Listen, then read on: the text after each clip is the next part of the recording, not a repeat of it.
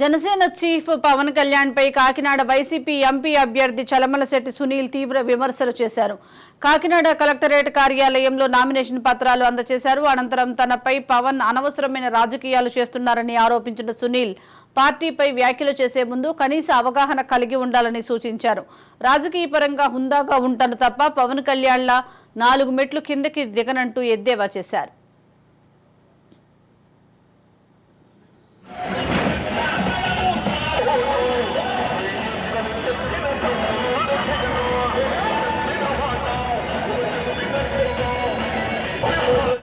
ఈ రోజున మంచి ముహూర్తం ఉండడం వల్ల 11:48కి నేను కాకినాడ పార్లమెంట్ నియోజకవర్గ అభ్యర్థిగా వైఎస్ఆర్ కాంగ్రెస్ పార్టీ తరఫున నామినేషన్ దాఖలు చేయడం జరిగింది.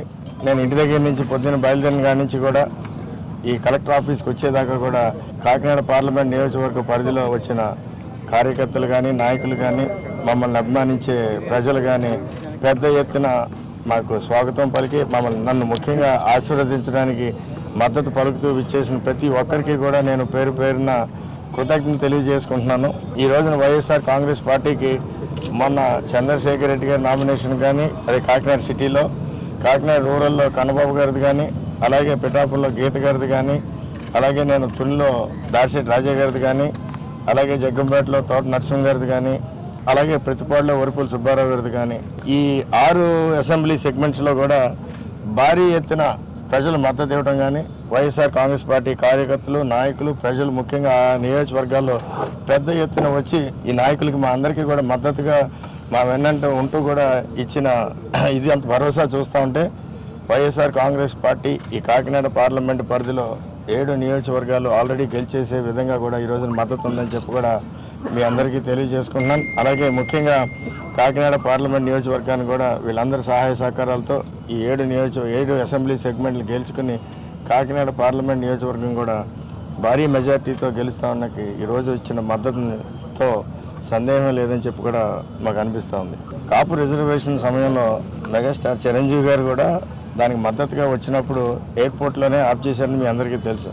అప్పుడు చాలామంది నాయకుల్ని ఆ రోజున దానికి మద్దతుగా వచ్చేసిన నాయకులు మమ్మల్ని అందరినీ కూడా చాలామందిని ఆ రోజున ఎయిర్పోర్ట్లో కానీ ఎక్కడ పడితే అక్కడ ఆఫ్ చేసిన వైన్ ఎప్పుడంటే తెలుగుదేశం టైంలో ఆ విధంగా అణగదొక్కి కూడా ఆ రోజున ఆ ఉద్యమాన్ని కూడా పూర్తి స్థాయిలో అణగదొక్కిన పరిస్థితులు అందరూ కూడా గుర్తుంచుకోవాలి.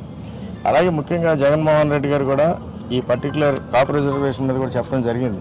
ఇది కేంద్రం పరిధిలోనిది, ఈ కేంద్రం పైన పార్లమెంట్లో అమెండ్ అయితే కానీ ఈ రిజర్వేషన్ని ఒక రాష్ట్ర ప్రభుత్వం చేసే పరిస్థితులు లేదని కూడా చాలా స్పష్టంగా చెప్పడం జరిగింది. చంద్రబాబు నాయుడు గారు ఆ రోజున నేను చేయబోతున్నాను చేస్తున్నానని హామీ ఇచ్చారు కానీ అది ఎక్కడా జరగలేదు.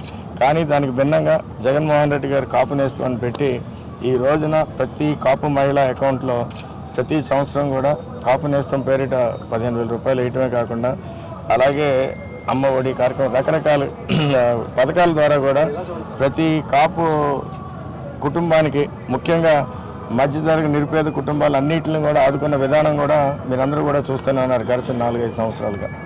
ముఖ్యంగా మన సమాజంలో సమానత్వం రావాలంటే జగన్మోహన్ రెడ్డి గారి నినాదం ఈ రాష్ట్రంలో పేదరికాన్ని పూర్తి స్థాయిలో నిర్మూలించాలి, సమానత్వం రావాలంటే అందరూ కూడా అన్ని కులాలు కూడా ఆర్థికంగా బలపడాలి, అప్పుడే సమానత్వం వస్తుందని చెప్పే ఆలోచనతోనే ఈ రోజున ఆయన గొప్ప సంక్షేమ కార్యక్రమాలని ఏమాత్రం అవినీతికి తావు లేకుండా డైరెక్ట్గా నిజమైన లబ్ధిదారులకి ప్రతి కుల సంఘాలకు కూడా ఈ రోజు అందించిన విధానాన్ని కూడా ప్రతి ఒక్కరు కూడా గుర్తు చేసుకోవాలి.